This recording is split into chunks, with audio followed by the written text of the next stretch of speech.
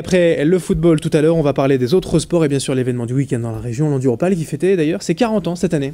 Voilà, un anniversaire très venteux, parce qu'il y a eu énormément de vent, des conditions dantesques, il y a même neigé un petit peu le Oui. dimanche matin.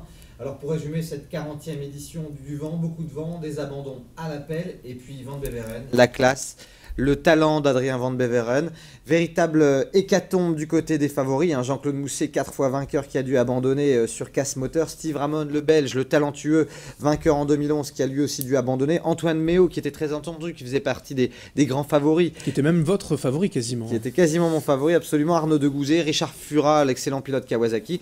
Eh bien, tous ceux-là ne sont pas au classement, n'ont pas terminé l'épreuve. Arnaud Demester, y compris, qui, sur sa nouvelle machine, un Sherco, une machine française, était en train de jouer peut-être un podium après 2 heures de course.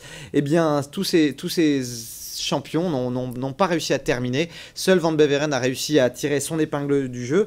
Alors pourquoi? Parce que le sable était très lourd, très exigeant pour les moteurs. Il y a eu un bouchon au départ qui a fait chauffer les machines.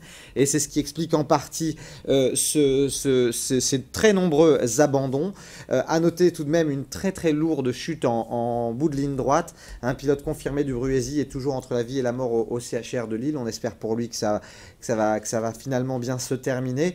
Et puis du côté des espoirs, on notera quand même la très très belle place de Damon Martins, qui a terminé donc deuxième juste derrière Adrien Van Beveren à seulement 19 ans. Il faudra le suivre dans les prochaines années. Et malheureusement, cette lourde chute, on aura peut-être aussi l'occasion d'en reparler.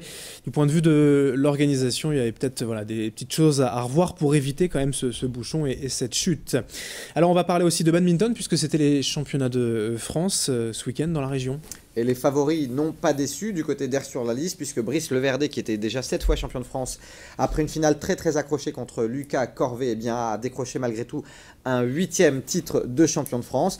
Un beau succès en double d'un régional, Baptiste Carême de Grande-Sainte, qui a décroché la médaille d'or sur le double messieurs.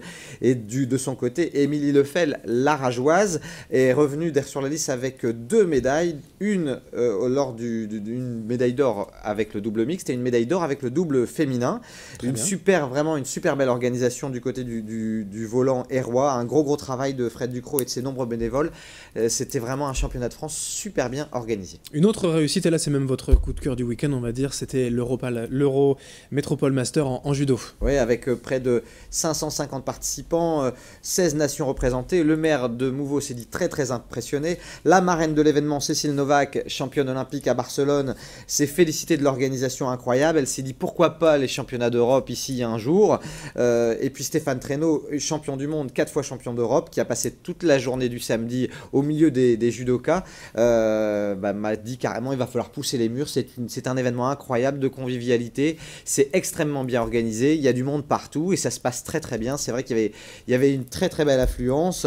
C'est un événement qui peut faire la fierté du comité nord de judo organisateur. Jean-Philippe Parent d'ailleurs ne tarissait pas d'éloges sur le travail effectué pour mener à bien cet événement. C'est une belle vitrine pour le judo nordiste. Et peut-être effectivement un championnat d'Europe, en tout cas on leur souhaite, ce serait sympa. Allez, en bref, quelques résultats aussi ce week-end.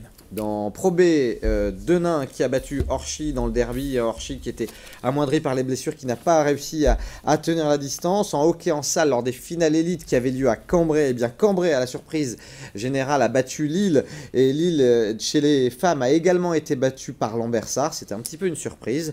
Du côté du rugby, eh bien, le LMR a fait un match nul 12 partout à Périgueux, et disons franchement c'est pas un bon résultat pour une équipe qui ambitionne la montée en Pro D2. Et puis en volée, nouvelle défaite du TLM, 3-0 face à Narbonne, un adversaire direct. C'est très dur cette saison pour le TLM. On se demande franchement comment on va réussir Tourcoing pour se maintenir en élite du volley français.